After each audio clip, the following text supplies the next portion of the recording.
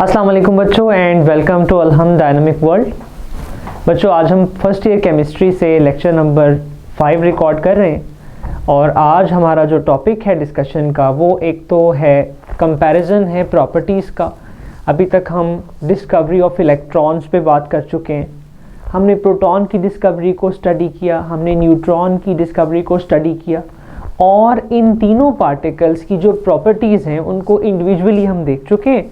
यहाँ पर एक टेबल की मदद से हमने उनका कंपैरिजन भी कर लिया। ये ज़रा सारी वैल्यूज़ आपने अच्छी तरह से जो है वो याद कर लेनी है, ये बहुत हेल्पफुल हैं और नॉर्मली ये एमसीक्यूज़ में पूछी जा सकती हैं।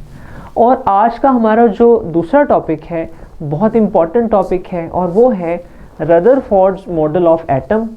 कि जब आपने ये डिस्कवर कर लिया कि एटम के अंदर कौन कौन से पार्टिकल्स हैं, ठीक है, आपने ये डिसाइड कर लिया कि एटम के अंदर इलेक्ट्रॉन्स हैं, प्रोटॉन्स हैं और न्यूट्रॉन्स हैं, तो अब ये डिसाइड करना बाकी है कि ये पार्टिकल जो हैं एटम के अंदर इनकी अरेंजमेंट क्या होती है, एटम की शेप कैसी है, ठीक है, और उसके अंदर ये जो पार्टिकल्स हैं कहाँ कहाँ पे अलाइन होते हैं, कहाँ कहाँ पे मौजूद होते हैं।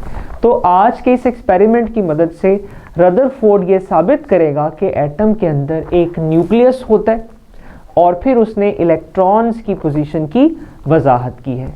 चलिए आज बात स्टार्ट करते हैं हमारी। तो सबसे पहले बेटा इस एक्सपेरिमेंट को आपको समझना होगा कि उसने एक्चुअली किया क्या है। बेटा फर्स्ट ऑफ ऑल आप ये देखें कि उसने एक गोल्ड फॉइल ली है, सोने का एक बहुत ही बारीक सा वर्क लिया है, पेपर समझ लें, बहुत ही थिन सी फॉइल है।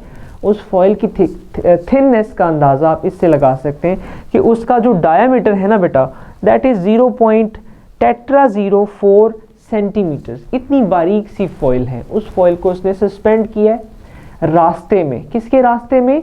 अल्फा पार्टिकल्स के रास्ते में। एक मेटल है, कोई सोर्स है अल्फा पार्टिकल्स का, पोलोनियम मेटल हो सकती है, जिसमें से अल्फा रेज निकल रही हैं या अल्फा पार्टिकल्स निकल रहे हैं और उन अल्फा पार्टिकल्स के रास्ते में रदरफोर्ड ने रखती है गोल्ड की फॉइल। मैं रिपीट करता हूँ, एक बहुत ही थिन सी गोल्ड फॉइल को रखा गया है किसके सामने? अल्फा पार्टिकल्स जो निकल रहे हैं किसी सोर्स से, मोस्ट प्रोबेबली पोलोनियम मेटल से, जो अल्फा पार्टिकल्स निकल रहे हैं उनके रास्ते में लगी हुई है एक गोल्ड फॉइल।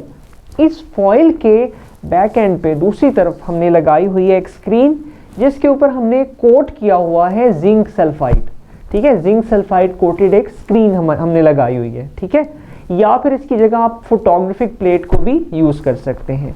और इसका मकसद क्या है?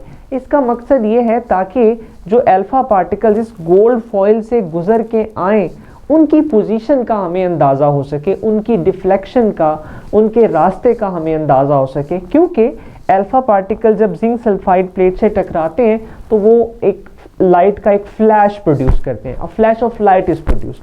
जब भी अल्फा पार्टिकल्स टच करेंगी जिंक सल्फाइड को तो जहां पे वो टच करेंगी वहां से लाइट एमिट होगी। तो इस तरह से हम अल्फा रेज की डिफ्लेक्शन को एक्चुअली स्टडी करना चाहते हैं, ठीक है।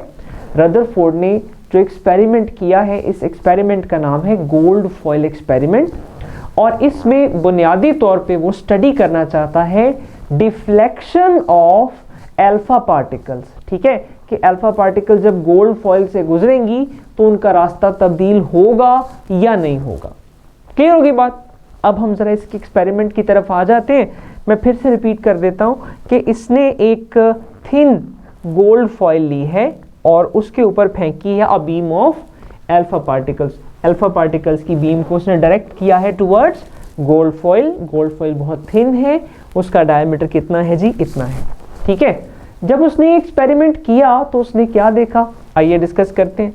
बेटा उसने देखा कि ज़्यादातर जो अल्फा पार्टिकल्स थे वो गोल्ड फॉइल के अंदर से पास हो गए अनडिफ्लेक्टेड, उनका रास्ता ज़रा सा भी तब्दील नहीं हुआ, वो बिल्कुल स्ट्रेट फॉरवर्ड इस स्क्रीन के साथ जाके टकराए और वहाँ पर उन्होंने पैदा किए फ्लैशेस। ज़्यादातर पार्टिकल्स एटम के अंदर से यानी गोल्ड फॉइल के अंदर से अनडिफ्लेक्टेड गुजर गए, उनका रास्ता बिल्कुल भी चेंज नहीं हुआ। फिर कुछ पार्टिकल जो थे वो बड़े बड़े एंगल्स के ऊपर डाइवर्ट हो गए, ठीक है, जैसे ही वो एटम्स के करीब से गुजरे तो उनका रास्ता क्या हो गया? चेंज हो गया, डिफ्लेक्ट हो गया।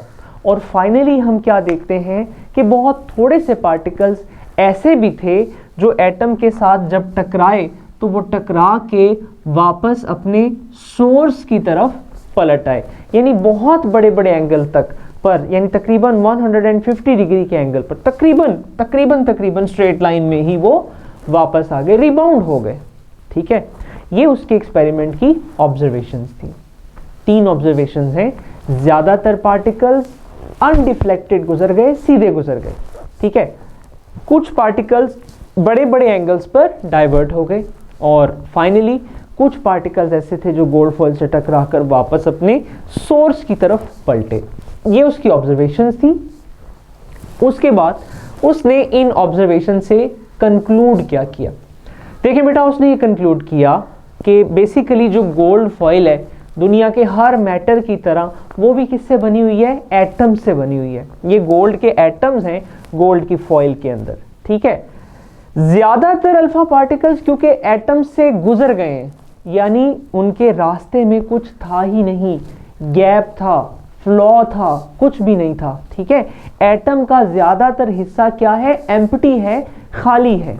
ठीक है, और ये जो पार्टिकल्स टकरा के वापस आए हैं ये साबित करता है कि एटम के सेंटर में कोई हैवी पार्टिकल है, कोई डेंस पार्टिकल है जो अल्फा पार्टिकल से ज़्यादा मैसिव है। याद रहे, अभी तक यही सोचा जाता था कि एटम के अंदर सिर्फ इलेक्ट्रॉन्स और प्रोटॉन्स होते हैं 1911 तक। ठीक है, तो अगर प्रोटॉन अकेला होता तो अल्फा पार्टिकल उससे मैसिव है, उससे टकरा के उसको निकल जाना चाहिए था अनडिफ्लेक्टेड, लेकिन अल्फा पार्टिकल का टकरा के वापस आना ये शो करता है कि एटम के सेंटर में जो प्रोटॉन्स हैं वो एक जगह पे कॉन्सेंट्रेट हो गए हैं, एक मैसिव पार्टिकल बन गया है जो अल्फा पार्टिकल से बड़ा है डेफिनेटली, और जब अल्फा पार्टिकल से टकराते हैं तो टकरा के वापस चले जाते हैं। ठीक है जी, उसने ये कंक्लूड किया कि एटम के सेंटर में एक हैवी पार्टिकल है,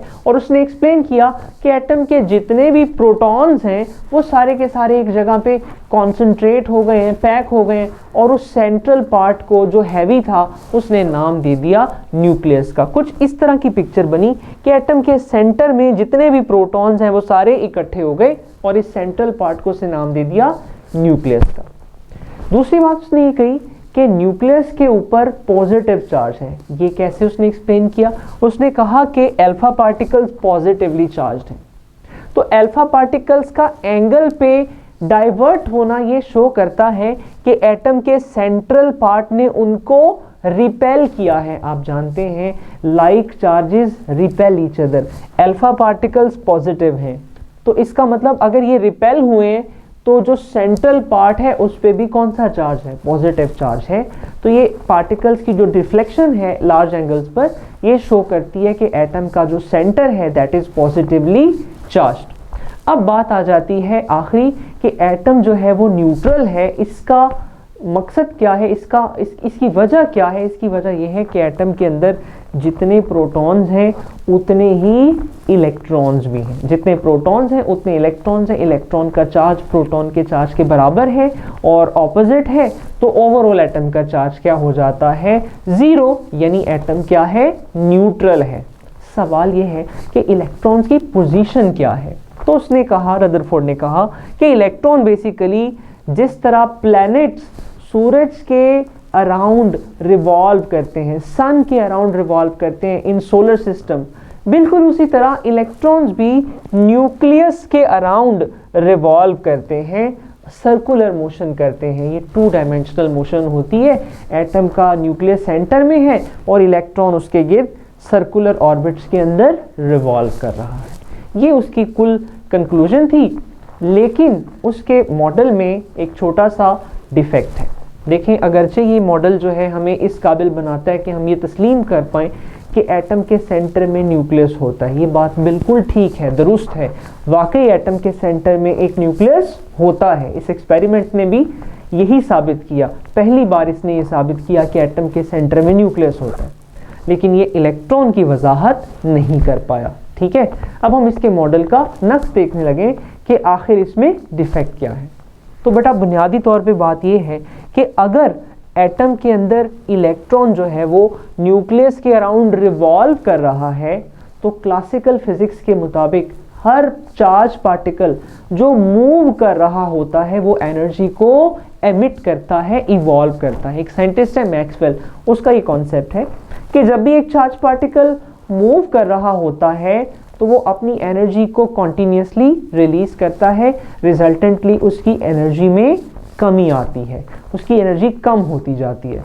लिहाजा अगर इलेक्ट्रॉन न्यूक्लियस के अराउंड रिवॉल्व कर रहा है तो इस रेवोल्यूशन के दौरान उसकी एनर्जी में कमी आती जाएगी, तो उससे क्या होगा, वो न्यूक्लियस की तरफ कॉन्टिन्यूसली अट्रैक्ट होता चला जाएगा, उसका जो रेडियस है रेवोल्यूशन का वो कम से कम होता जाएगा और अल्टीमेटली ये इलेक्ट्रॉन जाके न्यूक्लियस में गिर जाएगा। देखिए न्यूक्लियस इलेक्ट्रॉन को मुसलसल खींच रहा है, अगर इसकी स्पीड ज़्यादा रहेगी तो ये न्यूक्लियस की तरफ इतना स्ट्रांगली अट्रैक्ट नहीं होगा, लेकिन क्योंकि रेवोल्यूशन के दौरान एनर्जी रिलीज होती है इसलिए रेवोल्यूशन के दौरान इसकी एनर्जी कम होती जा रही है और ये न्यूक्लियस की तरफ strongly and more strongly attract होता जा रहा है, अल्टीमेटली ये न्यूक्लियस में जाके गिर जाएगा।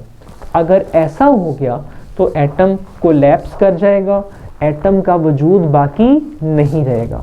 इसका मतलब ये है कि दुनिया की हर वो चीज़ जो एटमों से बनी है वो फना हो जाएगी, लेकिन ऐसा तो नहीं होता। दुनिया की जो चीज़ें हैं स्टेबल हैं, इसलिए हैं क्योंकि एटम अपना वजूद बरकरार समहाउ रख सकता है। इसका मतलब ये हुआ कि रदरफोर्ड ने जो एटम की एक्सप्लेनेशन दी है वो दुरुस्त नहीं है, इसने इलेक्ट्रॉन्स के बारे में जो बात की है वो इतनी जामे नहीं है, तो इलेक्ट्रॉन की पोजीशन के बारे में ये फेल हो गया। बहरहाल इसका जो मॉडल था एक बहुत रेवोल्यूशनरी मॉडल था, क्योंकि इसने इंट्रोड्यूस करवाया कि एटम के सेंटर में एक न्यूक्लियस होता है और ये इसकी एक बहुत बड़ी कामयाबी है। बच्चों यही आज का हमारा टॉपिक है, उम्मीद करता हूँ आपको समझ आया होगा। थैंक यू वेरी मच, अल्लाह हाफिज़।